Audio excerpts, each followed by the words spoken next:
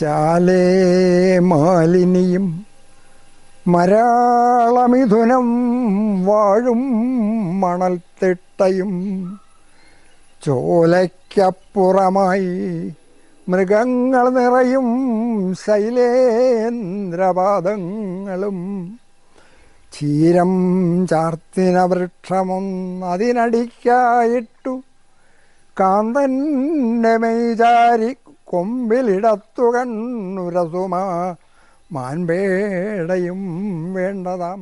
ചുനങ്ങാട് ഒരു വിദ്യാലയം ആരംഭിച്ചു, അമൃതഭാരതി. അത് സംസ്കൃതം പഠിപ്പിക്കുക എന്നുള്ളതായിരുന്നു പ്രധാനം, കൂട്ടത്തിൽ ശ്ലോകവും. കുറച്ച് കഴിഞ്ഞപ്പോൾ വിശ്വസംസ്കൃത പ്രതിഷ്ഠാനത്തിൻ്റെ ക്ലാസ്സുകളും പരീക്ഷയൊക്കെ നിന്നു. അപ്പോൾ ഇത് ഒരു ശ്ലോകക്കളരിയായിട്ട് മാറി. ഇതാണ് തുടക്കം.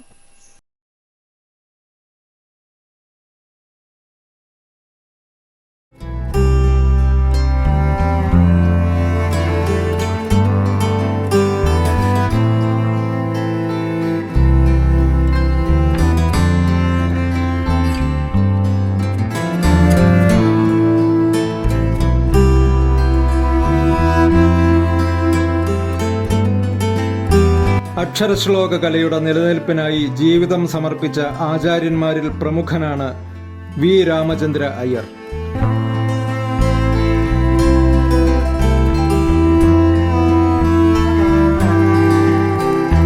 അനേകം കുട്ടികളെ ശ്ലോകവും കവിതയും പഠിപ്പിക്കുന്ന ഇദ്ദേഹത്തിന്റെ ജീവിതവൃത്തം സമാനതകളില്ലാത്ത പ്രയത്നത്തിന്റെ നേർക്കാഴ്ചയാണ്.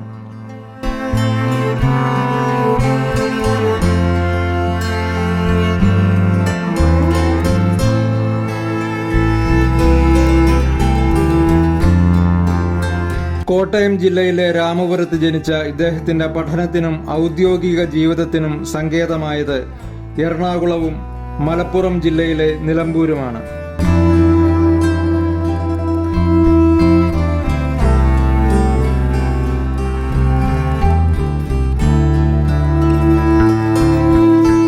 ആയിരത്തി 1990 ഔദ്യോഗിക ജീവിതത്തിൽ നിന്നും പിരിഞ്ഞതിന്റെ അടുത്ത ദിവസം തന്നെ ഒറ്റപ്പാലത്തിനടുത്ത് ചുനങ്ങാട് ഗ്രാമത്തിലെ സുദർശനത്തിൽ അമൃതഭാരതി എന്ന ശ്ലോക വിദ്യാലയം സ്ഥാപിച്ചു.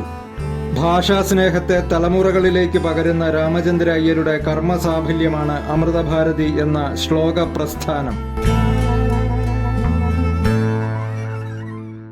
ഞാൻ പഠിക്കുന്ന കാലത്ത് ഹൈസ്കൂളിൽ പല അധ്യാപകരും ക്ലാസ്സിൽ വരില്ല, പലരും ലീവാവും. അങ്ങനെ ഒഴിവരുന്ന പീരീഡിൽ മലയാള അധ്യാപകൻ വന്നിട്ട് പറയും, ശ്ലോകം ചൊല്ലിക്കോളി നിങ്ങൾ. അങ്ങനെ ശ്ലോകം ചൊല്ലാൻ കഴിവുള്ള ഒരു 4-5 പേരെങ്കിലും ഉണ്ടാവും ഒരു ക്ലാസ്സിൽ. അങ്ങനെ ആ പീരീഡ് മുഴുവൻ ശ്ലോകം ചൊല്ലും. ഇങ്ങനെയാണ് ശ്ലോകത്തോട് താല്പര്യം ഉണ്ടായത്. ആ ശ്ലോകം എത്രയുണ്ട് കേമമാണ്, മൂല്യമുള്ളതാണ്, അതിൻ്റെ ഭംഗി എന്താണ്, അതെങ്ങനെയാണ് ചൊല്ലേണ്ടത്, അതൊന്നും അറിയില്ല, ചൊല്ലും അങ്ങോട്ട്. അങ്ങനെ ആനിവേഴ്സറിക്ക് മത്സരം വന്നപ്പോൾ അതിനും പങ്കെടുത്തിരുന്നു. പിന്നെ ഒരു ആനിവേഴ്സറിക്ക് MP മന്മഥ സാറിനെയാണ് ക്ഷണിച്ചിരുന്നത് പ്രഭാഷകനായിട്ട്. അദ്ദേഹം ശാകുന്തളത്തിൻ്റെ മഹത്വവും അതിൻ്റെ മൂല്യവും എല്ലാം വിവരിച്ചു. ആ കൂട്ടത്തിൽ അതിൽ 5-ാം അംഗത്തിലുള്ള ഒരു ശ്ലോകം അങ്ങോട്ട് ഭംഗിയായിട്ട് ചൊല്ലിയിട്ട് അതിൻ്റെ അർത്ഥവും പറഞ്ഞു കഴിഞ്ഞപ്പോൾ ഈ ശാകുന്തളം വാങ്ങണമെന്ന് ഞങ്ങൾ 3-4 പേര് കൂടെ തീരുമാനിച്ചു. അതെവിടെ കിട്ടുമെന്ന് അന്വേഷിച്ചു. അപ്പോൾ അത് തിരുവനന്തപുരത്ത് BV ബുക്ക് ഡിപ്പോയിലാണ് കിട്ടുക എന്നുള്ള അറിഞ്ഞു. അങ്ങോട്ട് ഞങ്ങൾ വിവരം കൊടുത്തു. അവർ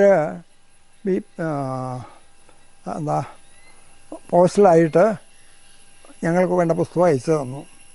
അങ്ങനെയാണ് ഈ പുസ്തകവുമായിട്ട് ശ്ലോകവുമായിട്ട് ബന്ധിപ്പിക്കുന്നത്. പിന്നെ 10-ാം ക്ലാസ് കഴിഞ്ഞപ്പോൾ കുമാരനാശാൻ്റെ നളിനി, ലീല, പ്രരോദനം ഇതൊക്കെ വായിക്കാൻ തുടങ്ങി. ഏതാണ്ട് ഒരു വർഷം കൊണ്ട് അതൊക്കെ ബൈഹാർട്ടായി. ഇങ്ങനെയാണ് ശ്ലോകത്തോടുള്ള കമ്പം വളർന്നത്. കോളേജിൽ വന്നപ്പോഴും കുറച്ച് പേര് ശ്ലോകക്കാരും ഉണ്ടായിരുന്നു. അവരോടൊപ്പം ശ്ലോകം ചൊല്ലും. അങ്ങനെ കുറേ കൂടെ നല്ല ശ്ലോകങ്ങൾ എന്താണ് എന്ന് മനസ്സിലാക്കാനും കഴിഞ്ഞു.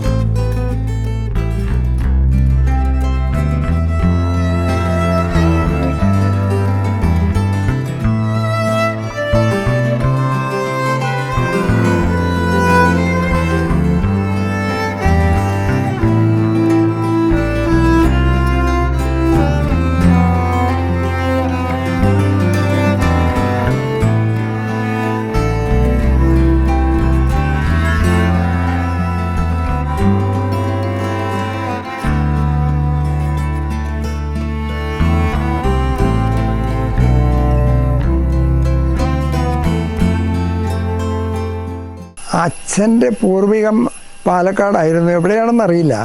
അച്ഛൻ പ്രസിദ്ധനായ ഒരു ജ്യോത്സ്യനായിരുന്നു. അങ്ങനെ ആ ജ്യോത്സ്യവുമായിട്ട് ബന്ധപ്പെട്ടിട്ടാണ് രാമപുരത്തെത്തുന്നതും അവിടെ താമസമാക്കുന്നതും. അച്ഛനും അമ്മയ്ക്കും കൂടി 12 മക്കളാണ് ഉണ്ടായിരുന്നത്. 4 ആൺമക്കളും 8 പെൺമക്കളും. അതിലിപ്പോൾ എനിക്ക് താഴെയുള്ളവർ അനിയത്തിയും ഞാനും മാത്രമേ ഉള്ളൂ. ബാക്കി എല്ലാവരും പോയി. ജ്യോത്സ്യത്തിൽ നിന്ന് കിട്ടുന്ന തുച്ഛമായ വരുമാനം കൊണ്ടാണ് ഞങ്ങളൊക്കെ വളർന്നത്.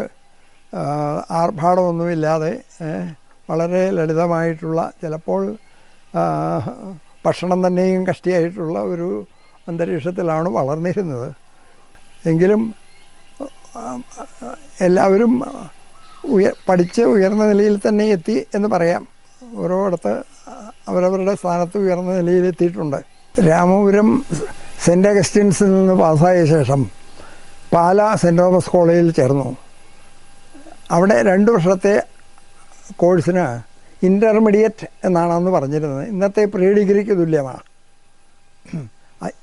ഇന്ന് പ്രീ ഡിഗ്രി എന്നുള്ളൊരു പകരം +1 +2 ആയി. അങ്ങനെ അവിടെ സയൻസ് ഗ്രൂപ്പാണ് എടുത്തിരുന്നത്. എന്നാലും മലയാളത്തിൽ ഏറ്റവും കൂടുതൽ മാർക്ക് വാങ്ങാനുള്ള കഴിവ് ഉണ്ടായിരുന്നു.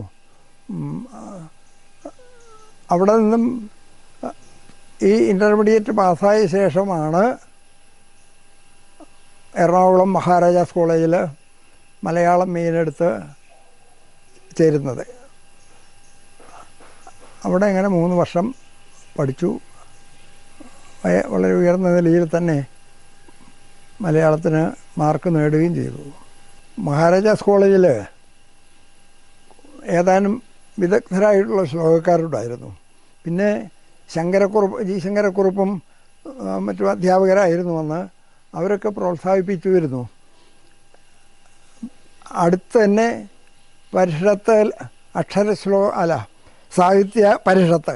സാഹിത്യ പരിഷത്തിൻ്റെ ലൈബ്രറിയിൽ പോയി ശ്ലോകങ്ങൾ ധാരാളമായിട്ട് നോക്കുകയും എഴുതിയെടുക്കുകയും ചെയ്തിരുന്നു. ഇങ്ങനെ ജോലി കഴിഞ്ഞതും പിന്നീട് ഉപരിപഠനത്തിന് അന്ന് സാധ്യതയുണ്ടായിരുന്നില്ല. അതുകൊണ്ട് പിന്നെ ജോലിക്കായി ശ്രമം. അങ്ങനെ 1-2 പ്രൈവറ്റ് സ്കൂളിൽ ജോലി ചെയ്ത ശേഷം PSc കിട്ടിയിട്ടാണ് നിലമ്പൂർ മാനവേദന ഹൈസ്കൂളിൽ അധ്യാപകനായി വരുന്നത്. അതിനുശേഷം വിവാഹം നടക്കും. എൻ്റെ മക്കളെയും ഞാൻ ശ്ലോകം പഠിപ്പിച്ചിരുന്നു. മൂത്ത മകൾ നന്നായിട്ട് ശ്ലോകം ചൊല്ലുമായിരുന്നു. മകനും ഗോപാലകൃഷ്ണൻ ഇപ്പോൾ ശ്ലോകരംഗത്തുണ്ട്. അധ്യാപകൻ എന്നുള്ള നിലയ്ക്ക് അല്ലെങ്കിൽ ശ്ലോകാചാര്യൻ എന്നുള്ള നിലയ്ക്ക് അച്ഛൻ്റെ മക്കളോട് പ്രത്യേകമായൊരു മമതയൊന്നും അച്ഛൻ കാണിച്ചിട്ടില്ല. അച്ഛൻ ശ്ലോകം പഠിക്കുന്ന കുട്ടികൾ ആരായാലും അച്ഛൻ്റെ മക്കളായാലും മറ്റു ശിഷ്യരും എൻ്റെ കൂടെ തന്നെ അച്ഛൻ്റെ മറ്റു ശിഷ്യർ നിലമ്പൂരുണ്ടായിരുന്ന പല കുട്ടികളും എൻ്റെ തൊട്ട് താഴെയുള്ള കുട്ടികൾ പലരും എൻ്റെ കൂടെ പഠിക്കാൻ വന്നിട്ടുണ്ട്. അപ്പോൾ എല്ലാവരും ശ്ലോകം പഠിപ്പിക്കുമ്പോൾ അത് എല്ലാവർക്കും തുല്യ പരിഗണനയാണ് അച്ഛൻ കൊടുത്തിരുന്നത്. അക്കാര്യത്തിൽ അച്ഛന് ശ്ലോകത്തോടാണ് താല്പര്യം ഉണ്ടായിരുന്നത്. അല്ലാതെ മക്കളോട് പ്രത്യേക താല്പര്യം അതിൽ അച്ഛൻ വിവേചനം കാണിച്ചിട്ടില്ല. മകൻ എന്നുള്ള നിലയ്ക്ക് അച്ഛൻ വീട്ടിൽ മകനോടുള്ള സ്നേഹവും വാത്സല്യവും അനുഗ്രഹമൊക്കെ തന്നിട്ടുണ്ട്. ശിഷ്യൻ എന്നുള്ള നിലയ്ക്ക് അച്ഛൻ എല്ലാ കുട്ടികളുടെയും കൂടെ തുല്യമായ രീതിയിലായിരുന്നു. ഈ അമൃതഭാരതി ഗുരുകുല രീതിയിലാണ് നടത്തിയിരുന്നത്. ഇവിടെ വീട്ടിൽ കുട്ടികൾ വരും ശനിയാഴ്ചയും ഞായറാഴ്ചയും പിന്നെ അവധി ദിവസങ്ങളിലും. അങ്ങനെ രാവിലെ വന്ന് ഉച്ചവരെ ഇവിടെ ഇരുന്ന് ശ്ലോകം ചൊല്ലും, ശ്ലോകം എഴുതിയെടുക്കും. അന്ന് പുസ്തകങ്ങളൊന്നും ഉണ്ടായിരുന്നില്ല, കളക്ഷൻസ്. അതുകൊണ്ട് എല്ലാവർക്കും ഡയറിയിൽ എഴുതി കൊടുക്കുകയാണ് പതിവ്. കുറച്ച് ശ്രമകരമായിരുന്നു. എന്നാലും കുറച്ച് താല്പര്യമുള്ള കുട്ടികൾ, വേഗത്തിൽ പഠിക്കുന്നവർ, നന്നായി ചൊല്ലുന്നവർ ഉണ്ടായി. അങ്ങനെ ആ അമൃതഭാരതി പല സദസ്സുകളിലും, ക്ഷേത്രങ്ങളിലുള്ള സദസ്സുകളിൽ പങ്കെടുത്തു. പിന്നെ മത്സരങ്ങളിൽ പങ്കെടുത്തു. കൂടുതലും ഡോക്ടർ രാജൻ സംഘടിപ്പിച്ചിരുന്ന ഫെഡറേഷനുമായിട്ടാണ് കൂടുതൽ ബന്ധമുണ്ടായിരുന്നത്. അന്ന് മറ്റ് സമിതികളിൽ നിന്നുള്ളവരും അവിടെ വരുമായിരുന്നു. പാലാ, കൈരളി, ശ്ലോകരംഗം, കൊണ്ടൂർ സദസ്സ്, ഇവരൊക്കെ.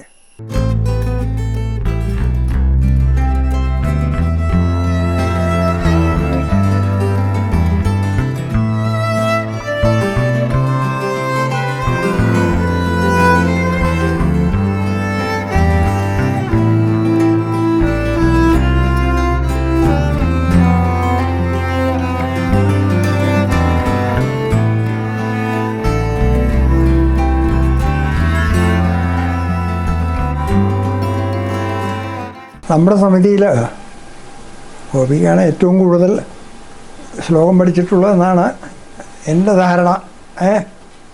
എത്ര ശ്ലോകം ഉണ്ടാവും? കൃത്യമായിട്ട് കണക്കെടുത്തിട്ടില്ല, എന്നാലും ഒരു 3000-ഓളം കാണും. അതിൽ ഏറ്റവും ഇഷ്ടപ്പെട്ട ശ്ലോകം ഏതാ? അങ്ങനെ ചോദിച്ചാൽ ഒരു പൂന്തോട്ടത്തിലെ പൂക്കളെ പോലെ എല്ലാം ഒരേപോലെയാണല്ലോ. എന്നാലും ഒരു ശ്ലോകം ചൊല്ലൂ. എത്തട്ടെ എത്തുവോളം വരെ വിപുലഭവപ്പാതയോരത്തുകൂടി പാന്തൻ മുന്നോട്ടുപോയേ കഴിയൂ. കഴൽ കുഴഞ്ഞൂടിയിൽ വീഴുവോളം കാത്തിട്ടും കാര്യമില്ലീ വഴിയിലിനിയും. ആസന്നമാം സാന്ധ്യകാലത്തെത്താനില്ലാരുമീ യാത്രികനൊരു തുണയായി ഏകനായി പോകണം ഞാൻ. അനുപ്രാസം എന്നൊരു പ്രാസമുണ്ട്. എന്താ അത്? ഒരേ അക്ഷരം തന്നെ പല പ്രാവശ്യം ആവർത്തിച്ചു വരുന്നത്. അതിനൊരു ഉദാഹരണം. കാലേ മാലേയ ബാല നില ചലിതല താലോലോലംബമാല ലീലാഖേലത്തമാല വലിതല വിലസത് കേളിശാലാം വിശാലാം കാമാരാമേ കദാചിത് കൃതഗതിരവിദന്നാപദം താരകോസൗ കാന്താം കാന്താളകാന്താം കമലശരശരൈരാഹതഃ പ്രാഹതാന്തഃ. അവിടെ ഈ കാന്താം, കാന്താളകാന്താം, കാന്താകാന്താകാന്തെന്ന് ആവർത്തിച്ചിരിക്കുന്നത് അതെന്താ അലങ്കാരമാ? അനുപ്രാസം അല്ല, യമകം. യമകം. യമകം ഒരേ വാക്ക് വിഭിന്നമായ അർത്ഥത്തോടുകൂടി ആവർത്തിക്കുക. ഗുരു എന്ന നിലയിൽ മാത്രം ഒതുങ്ങുന്നതല്ല രാമചന്ദ്ര അയ്യരുടെ പ്രയത്നങ്ങൾ. എഴുത്തിന്റെ വഴികളിലും ഇദ്ദേഹം തന്റെ കയ്യൊപ്പ് ചാർത്തി. കർമ്മഭൂമിയുടെ കണ്ണീർ എന്ന നോവലും കേരള ദർശനം ഓട്ടംതുള്ളൽ, ഭാവസ്ഥിരാണി ജനനാന്തര സൗഹൃദാനി എന്ന കവിതാ സമാഹാരവും ഇദ്ദേഹത്തിന്റെ രചനകളാണ്.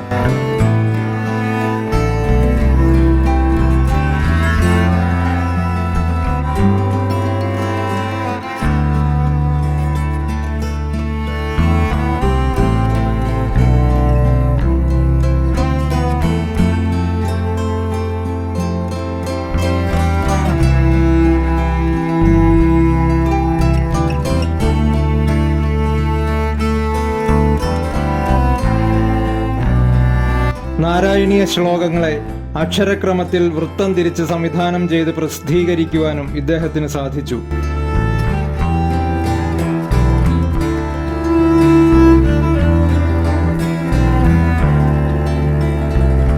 എന്നാൽ ഗ്രന്ഥകാരൻ എന്ന നിലയിൽ രാമചന്ദ്ര അയ്യരുടെ അത്ഭുതകരമായ പ്രയത്നമാണ് അക്ഷരശ്ലോക സാഗരം.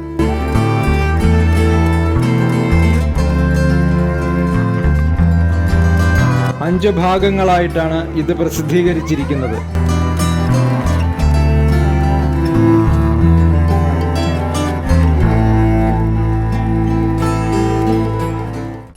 ശ്ലോകം വൃത്തം തിരിച്ച് ഡയറികളിൽ അങ്ങനെ കളക്ട് ചെയ്തിരുന്നു. അതിൽ നിന്നാണ് എൻ്റെ ശിഷ്യർക്ക് പകർത്തി കൊടുത്തിരുന്നത്. കുറേ കഴിഞ്ഞപ്പോൾ എൻ്റെ കൈക്ക് ഒരു കോച്ചൽ വന്നു, എഴുത്ത് ഭംഗിയാവില്ല എന്നായി. അപ്പോൾ എങ്ങനെയെങ്കിലും ഈ ശ്ലോകങ്ങളൊക്കെ വൃത്താനുവൃത്തമായിട്ട് അക്ഷരക്രമത്തിൽ പുസ്തകമാക്കണം എന്ന് തീർച്ചയാക്കി. 5 ഭാഗങ്ങളിൽ 1-ാം ഭാഗത്തിലാണ് വലിയ ശ്ലോകങ്ങൾ. സൃഗ്ധര, അത് ആമുദഹാവര മലയാള ശ്ലോകങ്ങളും, തുടർന്ന് സൃഗ്ധര തന്നെ സംസ്കൃത ശ്ലോകങ്ങൾ ആമുദഹാവരയും, പിന്നെ ശാർദൂല വിക്രീഡിതം, അതും ഇതേ രീതിയിൽ മലയാളവും പിന്നെ സംസ്കൃതവും അക്ഷരക്രമത്തിലാണ്. പിന്നെ കുസുമാഞ്ജരി, അതും അങ്ങനെ തന്നെ. ഒടുവിൽ അഷ്ടപ്രാസങ്ങളും കൂടി ആ ഭാഗത്തിൽ കൊടുത്തിട്ടുണ്ട്, പലതരത്തിലുള്ള അഷ്ടപ്രാസ ശ്ലോകങ്ങൾ. ഇതാണ് 1-ാം ഭാഗം. 2-ാം ഭാഗത്തിൽ അതിൽ താഴെ അക്ഷരമുള്ള വൃത്തങ്ങളാണ്. മന്ദാക്രാന്ത, പൃഥ്വി, ശിഖരിണി, പഞ്ചയാമരം, മല്ലിക, ശങ്കരചരിതം, ഇത്രയും വൃത്തങ്ങളാണ് 2-ാം ഭാഗത്തിൽ വരുന്നത്. 3-ാം ഭാഗത്തിൽ മാലിനി, വസന്തതിലകം, പുഷ്പിതാഗ്ര, ദ്രുതവിളംബിതം, ഇന്ദ്രവജ്ര, രഥോദ്ധത, വിയോഗിനി, ഇത്രയും വൃത്തങ്ങളാണ് 3-ാം ഭാഗത്തിലുള്ളത്. അതും മലയാളവും സംസ്കൃതവും പ്രത്യേകമുണ്ട് അക്ഷരക്രമത്തിൽ തന്നെ. അപ്പോൾ ഈ ശ്ലോകം പഠിക്കുന്നവർക്ക് ഇനി മറ്റൊരിടത്ത് അന്വേഷിച്ച് പോകേണ്ടതില്ല. ഈ ശ്ലോകസാഗരം എന്നാണ് കൊടുത്തിരിക്കുന്നത്, അക്ഷരശ്ലോകസാഗരം. ഈ പുസ്തകം കയ്യിലുണ്ടെങ്കിൽ വളരെ അകലെ നിന്നും ഓൺലൈനായിട്ട് ചൊല്ലിക്കൊടുക്കാം. വളരെ ചെറുപ്പത്തിൽ എൻ്റെ ഓർമ്മയിൽ 2-ാം ക്ലാസ്സിൽ പഠിക്കുന്ന സമയത്ത് മാഷ് പരിശീലിപ്പിച്ച കുട്ടികൾ അമ്പലത്തിൽ ശ്ലോകം ചൊല്ലുകയും ഭജന ചൊല്ലുകയൊക്കെ ചെയ്ത് കണ്ട് ഏതാണെന്ന് അറിയാതെ അവരുടെ കൂട്ടത്തിൽ കയറിയിരിക്കുകയും ഏതാ കുട്ടി എന്ന് അന്വേഷിച്ച് മാഷ് സമീപിക്കുകയും ചെയ്തു. അങ്ങനെ ആണ് ആദ്യമായിട്ട് അമൃതഭാരതിയിലേക്ക് എത്തുന്നത്. ആദ്യം തുടക്കത്തിൽ കാവ്യകേളിയാണ് പഠിച്ചത്, പിന്നീട് ശ്ലോകത്തിലേക്ക് മാറി. മാഷ ആണ് എവിടേക്ക് പോവുകയാണെന്നുണ്ടെങ്കിലും കൂടെ കൊണ്ടുപോയി എല്ലാ സ്ഥലത്തും പരിചയപ്പെടുത്തി, പല സദസ്സുകളും പല വിവിധ ആൾക്കാരെയും പ്രഗത്ഭരായ ആൾക്കാർ ഒക്കെ പരിചയപ്പെടാൻ മാഷ് കാരനാണ് സാധിച്ചിട്ടുള്ളത്. എന്ത് നേട്ടമുണ്ടെങ്കിലും എന്നും എൻ്റെ കൂടെ മാഷുടെ ഒരു പ്രചോദനം, മാഷുടെ അനുഗ്രഹം കൊണ്ട് മാത്രമാണ് ഞാൻ ഇന്ന് ഈ നിലയിൽ എത്തിച്ചേർന്നിട്ടുള്ളത്. ആ ഒരൊറ്റ കാരണം കൊണ്ട് തന്നെയാണ് ഈ ശ്ലോകം എന്ന് പറയുന്നത് അന്യം നിന്ന് പോവാതെ അമൃതഭാരതി വീണ്ടും കുട്ടികളിലേക്ക് എത്തിക്കണം എന്നുള്ള ഒരു ആഗ്രഹം കൊണ്ടുകൂടിയാണ് ഓൺലൈനായിട്ട് ക്ലാസ്സുകളൊക്കെ എടുക്കാൻ തുടങ്ങിയിട്ടുള്ളത്. അതിനും മാഷ് ആണ് പരോക്ഷമായിട്ട് എല്ലാ വിധത്തിലുള്ള സപ്പോർട്ടുകളും തരുന്നത്. ഇപ്പോഴും മാഷെ വിളിച്ച് സംശയങ്ങളൊക്കെ ചോദിച്ചു കഴിഞ്ഞിട്ടുണ്ടെങ്കിൽ മാഷ് അത് കൃത്യമായിട്ട് പറഞ്ഞു തരും. അതിൻ്റെ മാഷ് തന്ന ആ വെളിച്ചം ഞാൻ മറ്റു കുട്ടികൾക്ക് ചെറിയ രീതിയിൽ പറഞ്ഞു കൊടുക്കുന്നു എന്ന് മാത്രം. എൻ്റെ ജീവിതത്തിലെ ഏറ്റവും പ്രധാനപ്പെട്ട ഒരു വ്യക്തി, എല്ലാ തരത്തിലും ഗുരുനാഥൻ, ആചാര്യൻ എന്നുള്ള രീതിയിൽ മാഷ് തന്നെയാണ് ഉള്ളത്. അതിനപ്പുറത്തേക്ക് വേറെ ആളല്ലേ. ഏത് കാലഘട്ടത്തിലാണെന്നുണ്ടെങ്കിലും അന്ന് ചെറുപ്പം മുതൽ ഇത്രയും കാലം ഇത് വിട്ടു പോവാതെ കൊണ്ട് നടക്കാൻ കാരണം മാഷ് തന്നെയാണ്.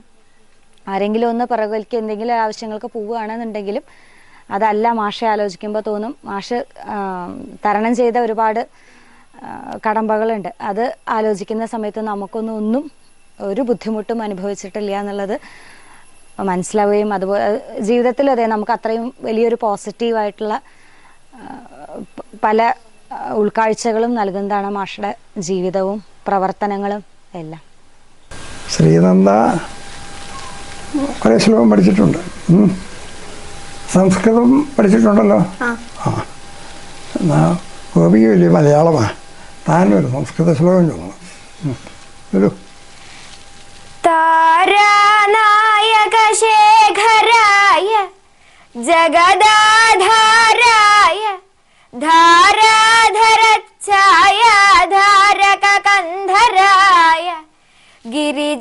സംഗൈകശൃംഗാരിണേ നദ്യാശേഖരിണേ ദൃശാതിലകിനെ നാരായണേ നാസ്ത്രിണേ നാഗൈ കങ്കണിനെ നഗേന ഗൃഹിണേ നാഥായ സേയം നതി പായാദായ സഖേദക്ഷുഭിത ഭണി ഭണാരത്ന നിര്യച്ഛായ മായ പതംഗദ്യുതിമുതിത വിയദ്വാഹിനി ചക്രവാകം അഭ്രാന്തോദ്ഭ്രാന്തചൂടാദുഹിന കരകരാളീകനാളച്ഛേദമോദാനുധാവദ് ദ്രുഹിണ രഥഗം ധൂർജടേ താണ്ഡവം വഹ. ബസ് നന്നായി. കഴിഞ്ഞേ പോകുന്നു പകലുമിരവും ജർജരിതമായി കൊഴിഞ്ഞേ വീഴുന്നു നിറമുടയൊരൻ പീലികൾ വൃഥാ ഒഴിഞ്ഞേ കാണുന്നു ദിനമനുനഭസ് ഈ മയിലിനൊന്നഴിഞ്ഞാടാൻ എന്താണൊരു വഴി വരൂ നീലമുകിലേ. നിലമ്പൂരാണല്ലോ എൻ്റെ ഔദ്യോഗിക ജീവിതം കൂടുതൽ ഉണ്ടായത്. അവിടെ വെച്ചും ആദ്യം എൻ്റെ മക്കളെ തന്നെയാണ് ഞാൻ ശ്ലോകം പഠിപ്പിച്ചത്. അതിൽ മൂത്ത മകളും പിന്നെ മകനും നന്നായി ശ്ലോകം പഠിച്ചിരുന്നു. അവർ കലോത്സവങ്ങളിൽ സമ്മാനം നേടിയിട്ടുണ്ട്. അതൊക്കെ സന്തോഷമുള്ള കാര്യമാണ്. അതുകൂടാതെ വേറെ ഏതാനും കുട്ടികൾ കൂടി, ഒരു ലത, സീത, അവരിപ്പോഴും രംഗത്തുണ്ട്. അതും സന്തോഷമുള്ളതാണ്. പ്രായമായാലും അവർ ഇത് വിട്ടിട്ടില്ല. അങ്ങനെ ഏതാനും കുട്ടികളെ അവിടെയും ഈ ശ്ലോകത്തിൽ താല്പര്യമുള്ളവരാക്കി വളർത്താൻ കഴിഞ്ഞു. എൻ്റെ പേര് ജയകൃഷ്ണൻ. ഇത് എൻ്റെ മോനാണ് സാകേത്. അപ്പോൾ ഇവൻ 4ാം ക്ലാസ്സിൽ പഠിക്കുമ്പോൾ കടമ്പൂർ BVLP സ്കൂളിലാണ് പഠിച്ചിരുന്നത്. അപ്പോൾ അവിടെയുള്ള ലത ടീച്ചർ ഇങ്ങനെ പറഞ്ഞ അക്ഷരസ്ഫുടതയൊക്കെ അവരെ പ്രസംഗത്തിലൊക്കെ ജില്ലയിലും എല്ലായിടത്തും 1ാം സ്ഥാനം കിട്ടാറ്. അപ്പോൾ അങ്ങനെ പരിചയപ്പെട്ടതാണ്, മാഷെ പരിചയപ്പെടുത്തി തന്നതാണ്. ഇപ്പോൾ അക്ഷരശ്ലോകത്തിൽ ഒരുപാട് സ്റ്റേജുകൾ പിന്നിട്ടു. എല്ലാം മാഷയുടെ ഒരു കഴിവ് തന്നെയാണ്. മാഷെ ഓൺലൈനായിട്ടും വീട്ടിൽ വന്നിട്ടും അപ്പോൾ അക്ഷരങ്ങളാണ് മാഷയുടെ കൂട്ടുകാർ, കുട്ടികൾ തന്നെയാണ്. അത് അക്ഷരസ്ഫുടതയായി ചൊല്ലിയിട്ട് മാഷിക്ക് കണ്ട് തൃപ്തിപ്പെട്ടാൽ പിന്നെ വേറെ ഒന്നും വേണ്ട. മാഷിക്ക് ഭയങ്കര സന്തോഷമാണ്. അതാണ് മാഷയുടെ ദക്ഷിണ എന്നുള്ളതും. അല്ലാതെ വേറൊരു പ്രതിഫലം മാഷിക്കില്ല. ഈ കുട്ടികളാണ്, കുട്ടികളും കുട്ടികളുടെ ശ്ലോകങ്ങളും. അതാണ് ഞാൻ കണ്ടിടത്തോളം. മാഷ എവിടെ പ്രസംഗിച്ചാലും അതേ പറയുള്ളൂ. എത്രയോ ഒരു പാത്രത്തിൽ നിറച്ച് സ്വർണ്ണങ്ങളോ നാണ്യങ്ങളോ നാണയത്തുട്ടുകളോ എന്ത് വെച്ചാലും ശരി, മാഷെടുക്കുക ശ്ലോകങ്ങളും അവരുടെ കുട്ടികളും. അവർക്ക് കിട്ടുന്ന സമ്മാനങ്ങളാണ് മാഷയുടെ സമ്മാനം. എത്ര സന്തോഷം അതിലാണ് മാഷയും കണ്ടിട്ടുള്ളത്. ഇപ്പോൾ നവതി ആഘോഷത്തിലും ഞങ്ങൾ പങ്കെടുത്തിരുന്നു. ഇപ്പോൾ ഈ അടുത്ത് തിരുവനന്തപുരം ഏകാക്ഷരത്തിലൊക്കെ മാഷയുടെ കുട്ടികൾക്ക് തന്നെയാണ് 1ഓ 2ഓ സ്ഥാനങ്ങൾ, ഏതെങ്കിലും ഒരു സ്ഥാനം അവിടെ ചെന്നുണ്ടായിരിക്കും. അപ്പോൾ മാഷ എന്ന് പറഞ്ഞാൽ കുട്ടികളുടെ ജീവിതത്തിലെ അക്ഷരങ്ങൾ തന്നെയാണ്. അക്ഷര ശ്ലോക സാഗരം തന്നെയാണത്. അതാണിപ്പോൾ നമുക്ക് മാഷയെ പറ്റിയിട്ട് പറയാനുള്ളത്. ഈ 90 വയസ്സ് കഴിഞ്ഞിരിക്കുമ്പോഴും ഇത്രയും എനർജി, ഇനി ഒരുപാട് കാലം മാഷ് ജീവിക്കട്ടെ എന്ന് മാത്രമേ നമുക്ക് പ്രാർത്ഥനയുള്ളൂ.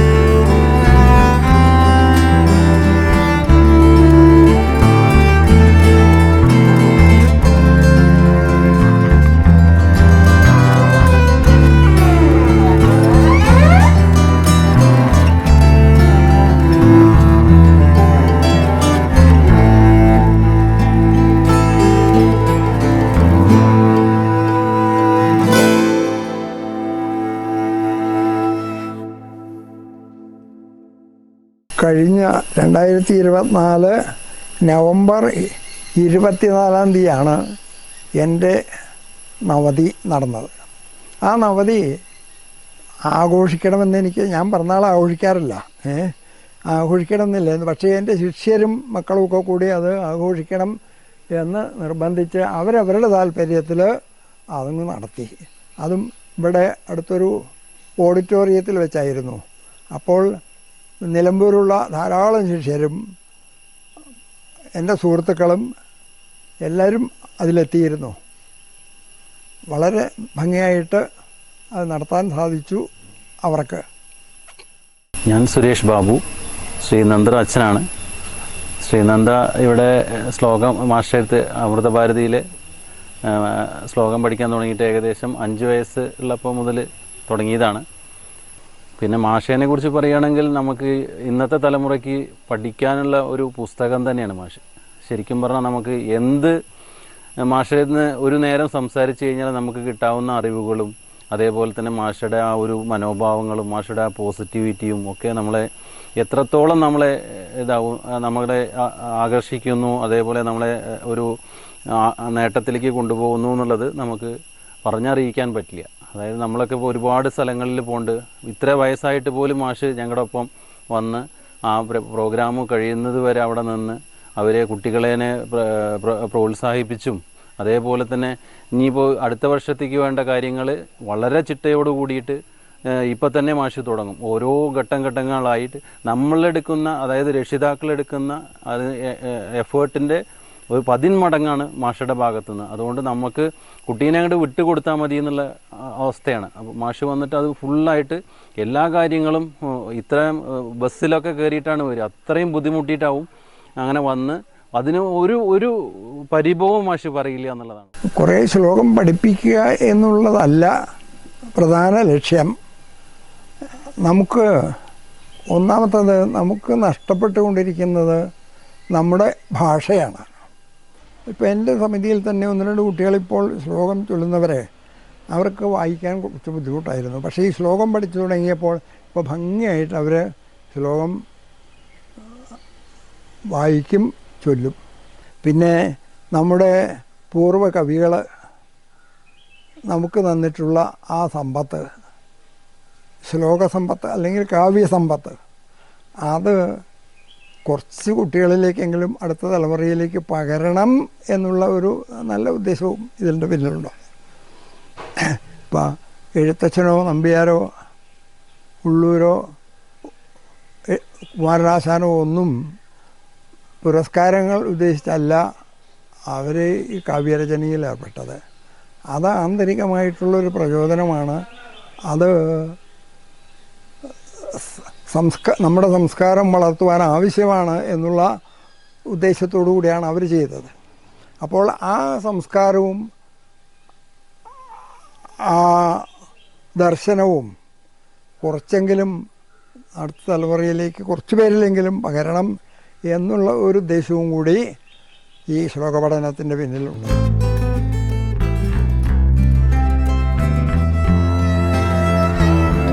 പ്രായം 90 കഴിഞ്ഞു. എന്നാൽ സ്ഥിരോത്സാഹിയായ രാമചന്ദ്ര അയ്യർക്ക് കാലം വെച്ചു നീട്ടുന്ന പ്രായത്തിൻ്റെ കണക്കുകൾ വെറും സംഖ്യകൾ മാത്രം. ഭാഷാസ്നേഹികൾക്ക് മുന്നിൽ സുദർശനമായി അമൃതഭാരതിയുടെ പ്രവാഹം തുടരുമ്പോൾ രാമചന്ദ്ര അയ്യരുടെ പ്രയത്നങ്ങൾ അജയ്യമാവുന്നു, അമരത്വം ആർജിക്കുന്നു.